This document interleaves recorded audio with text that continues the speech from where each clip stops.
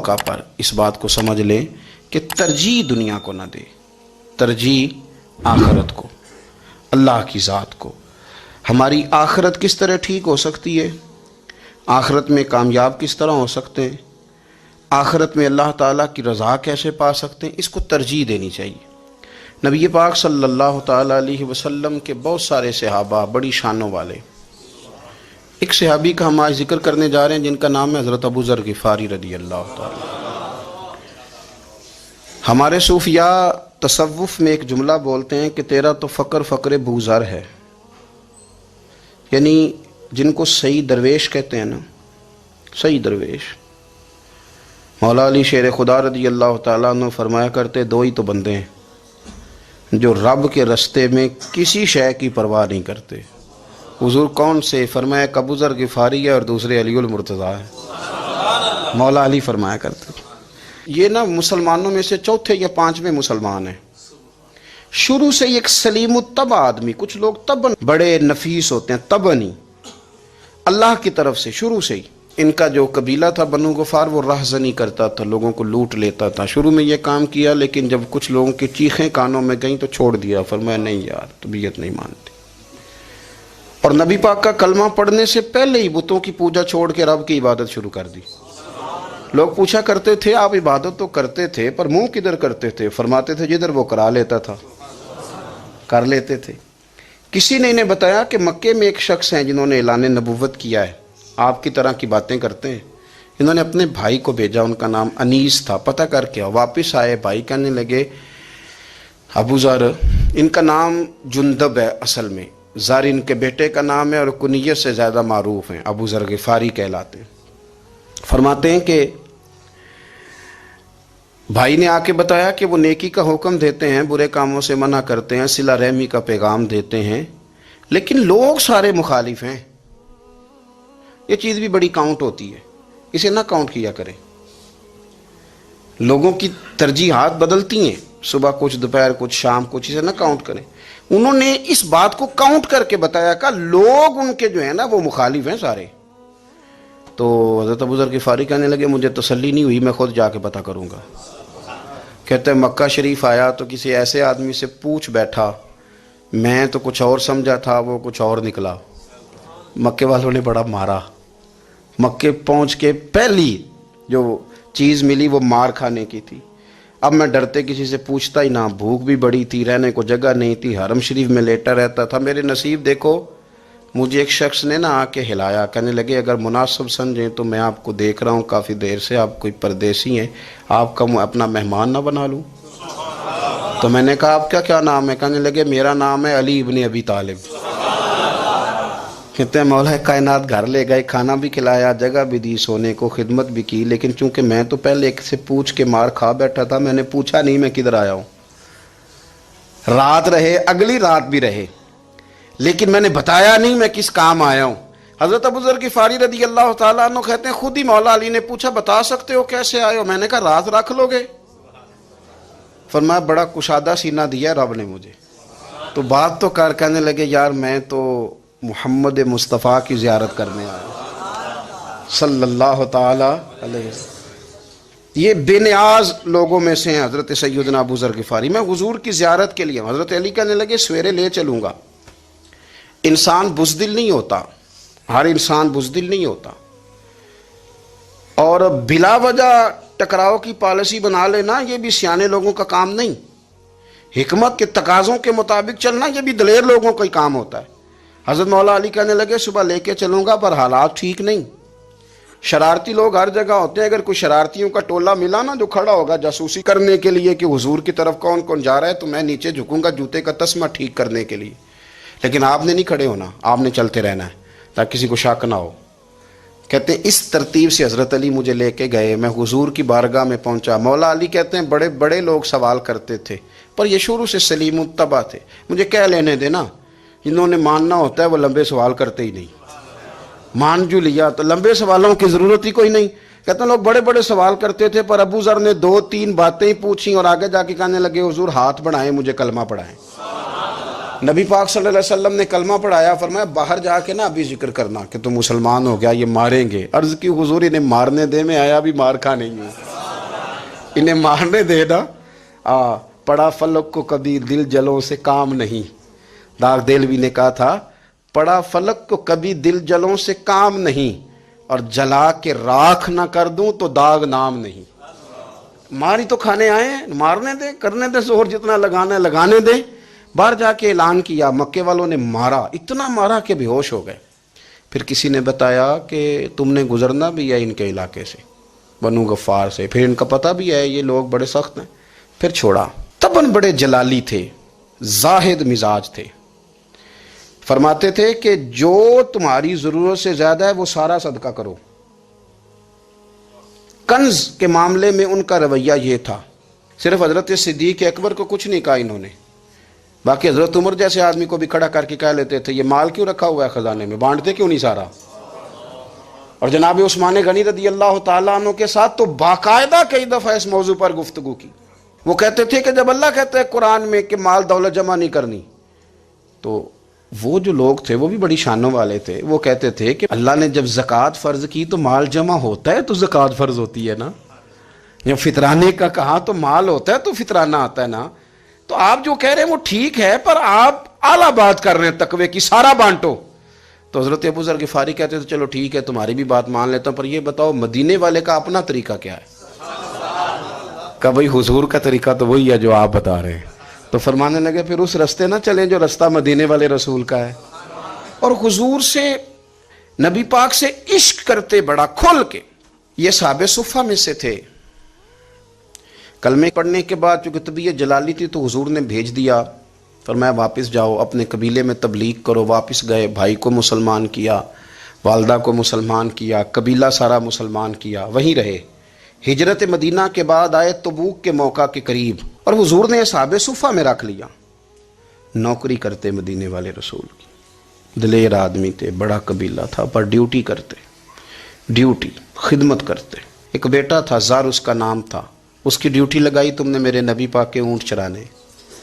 ڈاکو آئے تو صاحبزادہ اونٹوں کی، اونٹنیوں کی حفاظت کرتے شہید ہو گیا. اور یہ انوکھا بندہ ہے جس نے شرط لگائی تھی کہ میں نے کالی سیاہ رنگ کی عورت سے شادی کرنی. انوکھا بندہ ہے. ایک بیٹی تھی، ایک بیٹا، بیٹا شہید ہو گیا. بیوی سے کہا تم نے نبی پاک کے گھر میں خدمت کرنی ہے، حضور کے گھر والوں، اور میں نبی پاک کی نوکری کروں گا. حضور کی خدمت کرتے، ہر وقت خدمت میں رہتے. اور حضور جب آتے نا، صحابہ صفہ میں یہ شامل تھے جو لوگ دین سیکھتے. حضور جب آتے تو سب سے پہلے آ کے حضرت ابو ذر غفاری کا پوچھتے، بلائیں. اور جب بات کرتے حضور تو بار بار ان کو مخاطب کر کے بات کرتے. حضرت ابو ذر غفاری رضی اللہ تعالیٰ عنہ کا نبی پاک سے اتنا پیار کہ ہماری بھی مشکل حل کر دی.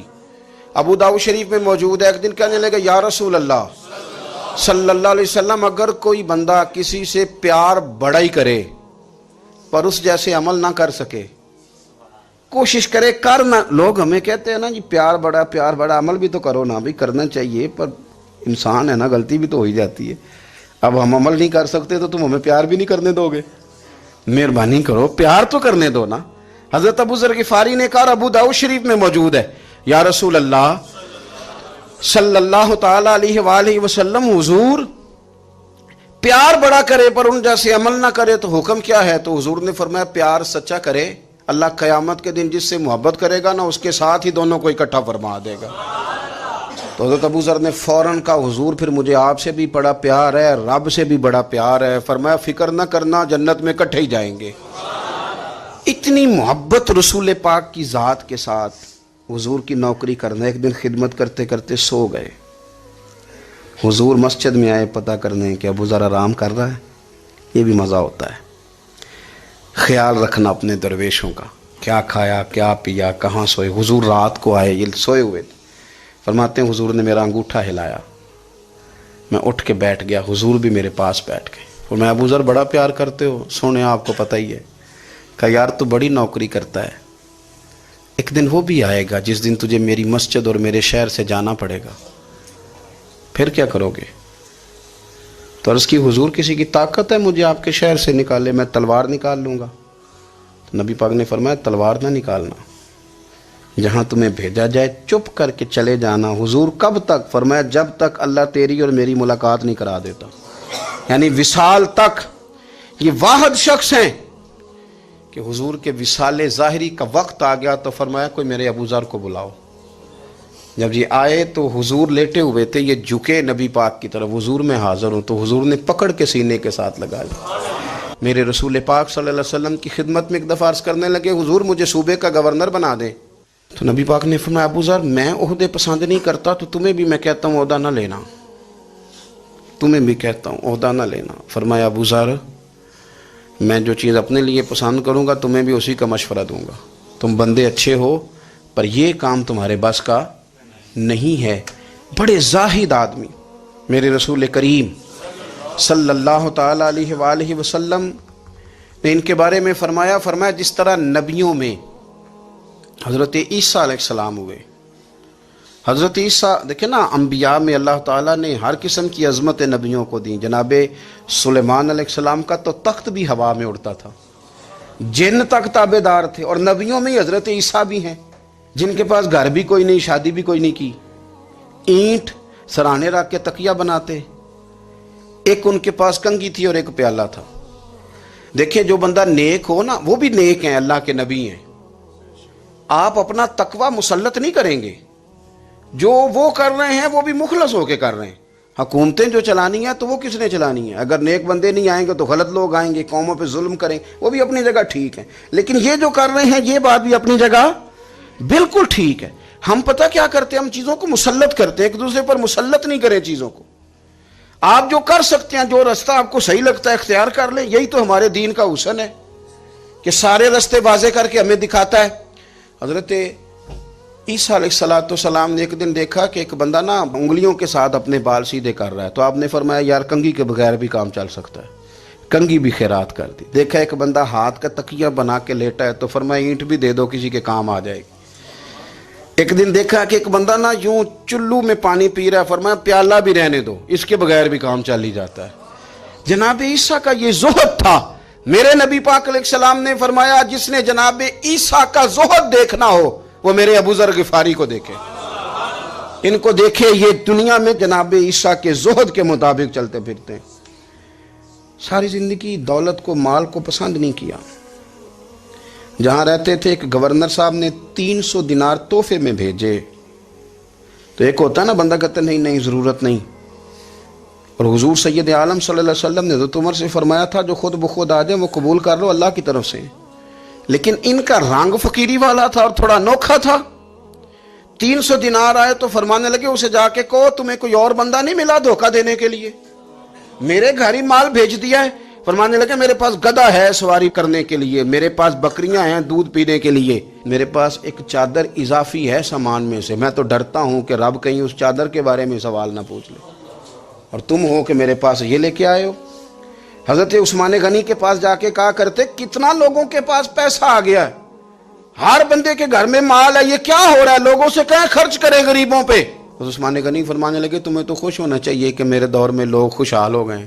آپ فرمانے لگے نہیں، وہ والا رنگ زیادہ بہتر ہے جو مدینے والے نے اختیار فرمایا ہے، کیونکہ کچا رنگ للاری والا چڑھدا تے لیندا رہندا عشق تیرے دا رنگ محمد، جدوں چڑھ جائے پھر نہیں لیندا۔ آپ کی طبیعت کے اندر دولت سے بیزاری، حضرت ابو درداء، حضرت ابو موسیٰ اشعری، حضرت ابو ہریرہ رضی اللہ تعالی عنہ، یہ سمجھ لیں ان کے کلاس فیلو تھے، ان کے ساتھ پڑھا تھا انہوں نے۔ حضرت ابو ذر غفاری ان پر بھی جلال کرتے۔ آپ یقین کریں کہ طبیعت نا ایسے کیف میں آ گئی ان کو پڑھ کے، ان کو پڑھا جب کچھ دنوں سے تو کچھ انوکھا، یہ انوکھی وجہ ہے، سارے زمانے سے نرالے ہیں، یہ بندے کون سی بستی کے یار اب رہنے والے ہیں، یہ کس طرح کے لوگ ہیں، کیا سوچ ہے۔ حضرت ابو درداء رضی اللہ تعالیٰ عنہ کے گھر کے قریب سے گزرے تو حضرت ابو درداء مکان بنا رہے تھے، کیا جملہ کہا، تڑپ گئی روح۔ فرمانے لگے ابو درداء تجھ سے مجھے یہ امید نہیں تھی یار۔ فرمایا کیا ہوا؟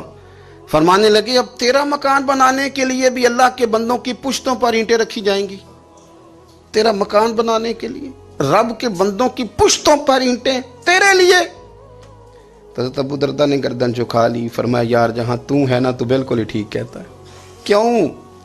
میرے نبی پاک صلی اللہ علیہ وسلم نے فرمایا اس زمین کے اوپر اور آسمان کے نیچے ابو ذر غفاری سے سچا بندہ کوئی نہیں، ان سے زیادہ سچا کوئی نہیں۔ فرمایا تو ٹھیک کہتا ہے یار، صحیح کہتا ہے۔ حضرت ابو موسیٰ اشعری رضی اللہ تعالیٰ عنہ کو گورنر بنا دیا گیا عراق کا۔ اب حضرت ابو موسیٰ اشعری صحابہ میں ایک بڑے جلیل القدر صحابی ہیں، اور ان کی عظمتیں، رفتیں، بلندیاں کیا کہنا، بڑی گہری دوستی تھی۔ لیکن جب وہ گورنر بن گئے نا تو آپ نے فرمایا بس بھئی اب تو نے عہدہ لے لیا ہے، یہ بندے کو ٹھیک نہیں رہنے دیتی چیزیں، اب تو عہدے میں چلا گیا۔ بڑی مدت کے بعد ملاقات ہوئی حضرت ابو موسیٰ اشعری کے ساتھ، وہ دوڑ کے آئے حضرت ابو ذر غفاری کے گلے ملنے، میرا بھائی میرا بھائی۔ فرمایا پیچھے ہٹ جا، میں نہیں تیرا بھائی، تو گورنر ہے، میں غریب آدمی ہوں، اپنا کام کر۔ پھر دوڑ کے آئے، فرمایا ابو ذر تو میرا بھائی ہے یار، اکٹھے پڑھتے تھے حضور۔ فرمایا نہیں جا، تو نہیں میرا۔ پھر آئے، جانتے تھے نا یہ سچا بندہ ہے، یہ سچا بندہ ہے، یہ تقریروں والا نہیں، صرف وعظوں والا نہیں، اس کے اندر بھی بڑی سچائیاں ہیں۔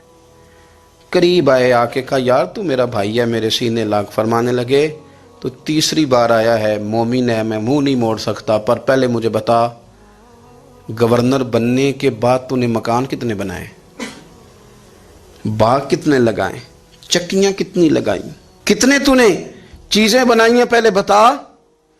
تو حضرت ابو موسیٰ اشعری نے ان کا ہاتھ پکڑا، رونے لگے، کہنے لگے جس محبوب سے تو نے تربیت لی ہے میں بھی انہی کا نوکر ہوں، جن کپڑوں میں میں عراق گیا تھا میرے آج بھی وہی ہیں یار۔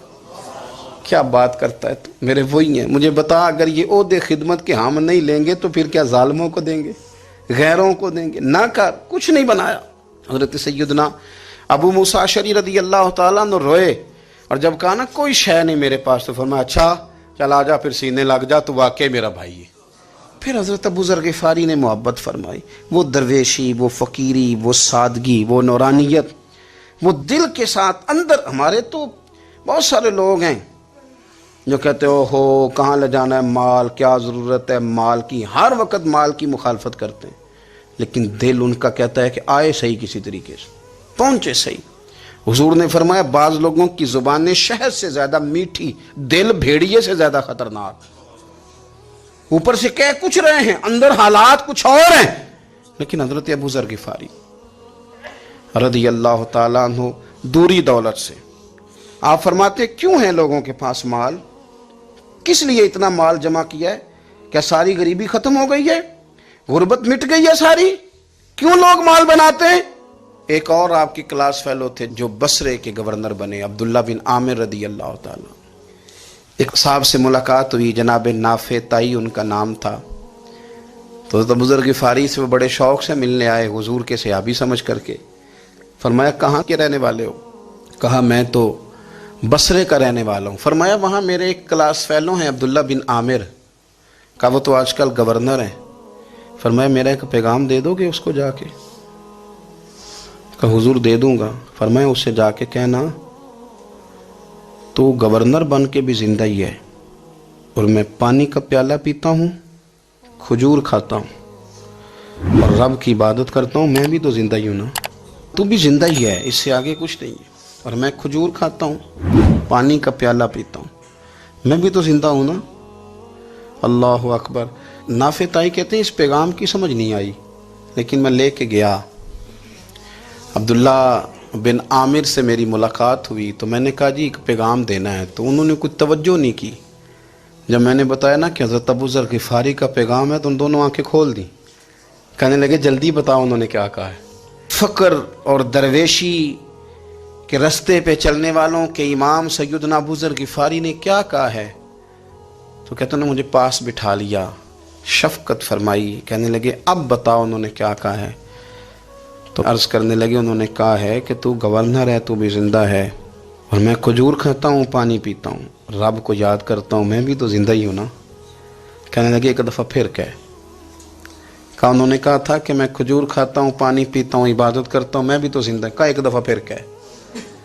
کہتے ہیں تیسری دفعہ کہا تو وہ اتنا روئے کہ انہوں نے چادر میں منہ چھپا لیا۔ کہنے لگے یار وہ ٹھیک ہی کہتا ہے، وہ صحیح کہتا ہے، اتنا مال، اتنے عہدے، اتنی چیزیں، اتنا کچھ جمع کر کے رکھا ہے، ان کا حساب دینا ان چیزوں کی اللہ کے حضور کیا عذر پیش کریں گے، کس طرح رب کی بارگاہ میں بتائیں گے کیا وجہ تھی، کن چکروں میں ہم نے زندگی گزار دی۔ سیدنا ابو ذر غفاری رضی اللہ تعالیٰ عنہ نے اپنی حیات مبارکہ ساری کی ساری فرماتے تھے کہ ہم نہیں عمل کریں گے تو کون کرے گا۔ وہ خاص سادگی، وہ خاص، اور پتہ میرے نبی پاک نے کیا فرمایا؟ فرمایا مجھے میرے رب نے حکم دیا ہے کہ میں 4 لوگوں سے پیار کروں۔ اللہ اکبر، کاش کبھی آپ اس حدیث کے جملوں کو سمجھیں۔ او یار، اللہ نے حکم دیا ہے محبوب پیار کرے، حضور کس سے؟ تو پہلے 3 مرتبہ نبی پاک نے ایک ہی شخص کا نام لیا، فرمایا علی سے، علی سے، علی سے، پھر فرمایا ابو ذر غفاری سے، پھر فرمایا جناب مقداد سے، پھر فرمایا سلمان فارسی سے۔ رب نے مجھے کہا ان سے پیار کرو۔ حضرت ابو ذر غفاری تبوک کے موقع پر نا اونٹ پہ بیٹھے تھے، پیچھے رہ گئے، اونٹ پر بیٹھے تھے تو پیچھے رہ گئے، اونٹ سست تھا، تھک گیا، چل نہیں رہا تھا۔ حضرت ابو ذر غفاری رضی اللہ تعالیٰ عنہ پہلے تو اسے لے گئے ایک گاؤں میں کہ اونٹ بیمار ہو گیا، اس کا علاج کرایا، لیکن جب وہ ٹھیک نہ ہو سکا نا تو اونٹ وہیں چھوڑ دیا۔ حضور صلی اللہ علیہ وسلم کے پیچھے ضرور پہنچنا ہے میدان تبوک میں، تو وہ جو سامان تھا وہ سارا پشت پہ رکھا اور اکیلے ہی چل دیے، تنے تنہا اور پیدل۔ سامنے سے گرد اڑتی ہوئی نظر آئی تو لوگوں نے کہا حضور پتہ نہیں کون آیا ہے۔ فرمایا تمہیں نہیں پتہ، مجھے تو پتہ ہے نا، ابو ذر غفاری آیا ہے، ابو ذر غفاری آئے۔ پھر حضور نے فرمایا یمشی واحدہ و یموت واحدہ و یبعث واحدہ، فرمایا یہ تنہا چلتے ہیں، یہ تنہا ہی دنیا سے جائیں گے، تنہا ہی اٹھائے جائیں گے، تنہا تنہا چلتے ہیں، تنہا ہی دنیا سے جائیں گے، انتقال تنہا ہی اٹھائے جائیں گے۔ جو بہت زیادہ سختی کرنے لگے صحابہ پہ، بہت زیادہ، تو حضرت عثمان غنی رضی اللہ تعالیٰ عنہ نے فرمایا کہ آپ اپنے مزاج کے لحاظ سے تو درست ہیں، پر جو چیز آپ طاری کرنا چاہتے ہیں جب شریعت گنجائش دیتی ہے تو آپ کیوں اتنی سختی فرماتے ہیں؟ تو فرمانے لگے ٹھیک ہے پھر مجھے ربضہ جانے کی اجازت دے دو۔ ربضہ ایک بستی تھی، جنگل تھا، وہاں کوئی آتا جاتا نہیں تھا، اسی کسے دے کچھ نہیں جلا گئے تے نہ کوئی ساڈا دردی۔ حضور نے کہا تھا نا یمشی واحدہ، تو اکیلا چلے گا، ربضہ چلے گیا۔ حضرت سیدنا عثمان غنی نے کہا یہ کچھ بکریاں لے جاؤ، دودھ پی لیا کرنا۔ فرمایا عثمان مجھے مال کی تو ضرورت پہلے دن سے ہی کوئی نہیں، مجھے تو رب رسول کی ضرورت ہے، ان کی کرم نوازیاں میرے ساتھ رہتی ہیں۔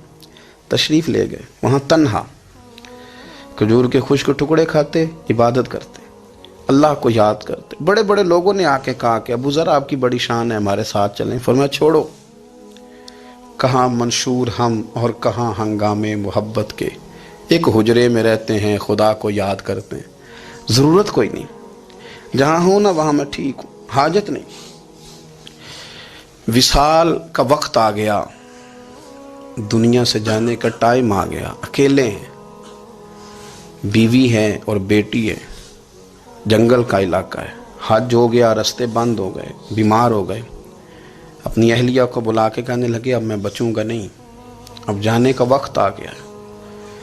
میں نے فقیری جو حضور کی دیکھی تھی اس میں نے وقت گزارا ہے، اور دیکھ میں جا بھی فقیری میرا لے سجدہ سا توڑ دی پائی، جان بھی دیتی تیرا تیرے، اب جانے کا وقت ہے۔ تو اس طرح کرنا، اگر تیرے پاس کوئی کپڑا ہوا تو مجھے کفن دے دینا، نہ ہوا تو اللہ کے سپرد کر دینا۔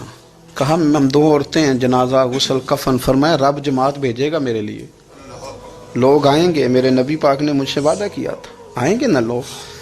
تو اہلیہ کہنے لگی ابو ذر آپ کو کیسے پتہ ہے کہ آپ اس صحرا میں انتقال کر جائیں گے، اللہ شفا دینے والا ہے۔ فرمانے لگے ہم 3-4 لوگ بیٹھے تھے تو حضور نے فرمایا تھا تم میں سے ایک شخص صحرا میں اکیلا انتقال کر جائے گا۔ تو وہ میرے جتنے باقی ساتھی تھے وہ سارے انتقال کر گئے، اب میں اکیلا ہی بچا، مجھے پتہ ہے وہ میں ہی ہوں، تو تم دیکھنا تمہیں کوئی نہ کوئی مل جائے گا غسل کفن کے لیے۔ آپ کی اہلیہ کہتی ہیں کہ میں اٹھی، کبھی دوڑ کے میں باہر جاتی، سڑک پہ جا کے دیکھتی کوئی گزر رہا ہے، پھر میں آ کے کہتی حج ختم ہو گیا ہے، رستے بند ہو گئے ہیں، کون آئے گا جنگل میں، پھر میں آ کے ان کی تیمارداری کرتی، پھر اٹھ کے جاتی، پھر میں آ کے تیمارداری کرتی. اچانک میری نظر پڑی تو ایک چھوٹا سا قافلہ آ رہا تھا. اس قافلے میں چند لوگ تھے اور سب سے بڑھ کر صحابی رسول حضرت عبداللہ ابن مسعود بھی تھے. میں نے ان کو اشارہ کیا تو وہ دوڑے آئے, کہنے لگے بہن کیا ہے؟ میں نے کہا یہاں ایک شخص ہے, تمہاری تھوڑی سی ضرورت ہے اس کو. حضرت عبداللہ ابن مسعود کہنے لگے کون ہے بی بی؟ کہتے ہیں میں نے کہا کہ وہ ابو ذر غفاری ہیں. کہتے تڑپ کے روئے عبداللہ ابن مسعود, تڑپ کے. کہنے لگے ابو ذر میرے نبی پاک کا پیارا, میرے ماں بھی اس پہ قربان, میرا باپ بھی قربان, کدھر ہے جلدی بتاؤ. کہتے میں لے آئی. 4-5 لوگ تھے وہ. تو سیدنا ابو ذر غفاری کہنے لگے عبداللہ میرا وصال ہو جائے گا لیکن یاد رکھنا میری بیوی کے پاس کفن کے لیے کپڑا موجود نہیں. وہ لہو سے جنازہ توڑ ہی نہیں پائی, جان بھی دیتی تے رات تیرے, کفن کے لیے کپڑا نہیں ہے. لیکن تم میں سے نا وہ بندہ کوئی کپڑا نہ دے جو کبھی کسی سرکاری عہدے پہ رہا ہو, وہ بندہ میرے کفن کے لیے کپڑا نہ دے کسی سرکاری عہدے پہ رہا ہو. ایک انصاری جوان کہنے لگا ابو ذر میں کبھی کسی عہدے پہ نہیں رہا, اگر آپ میری چادر قبول کر لیں کفن کے لیے تو میں ٹھیک ہے. میں نے نا حضور کے طریقے پر زندگی گزاری ہے, چپ کر کے میرا جنازہ پڑھ دینا اور مجھے کہیں اور نہ لے کے جانا.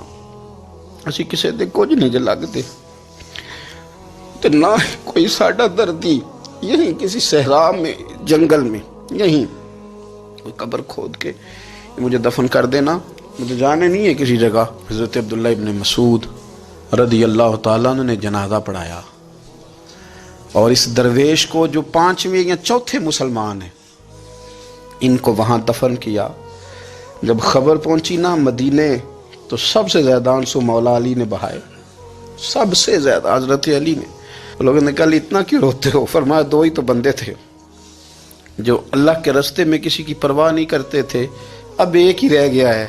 کہا حضور کیا مطلب؟ فرمایا 2 ہی تھے, ایک ابو ذر اور ایک علی, اب اکیلا علی تو رہ گیا, وہ چھوڑ کے چلے گئے. حضرت سیدنا ابو ذر غفاری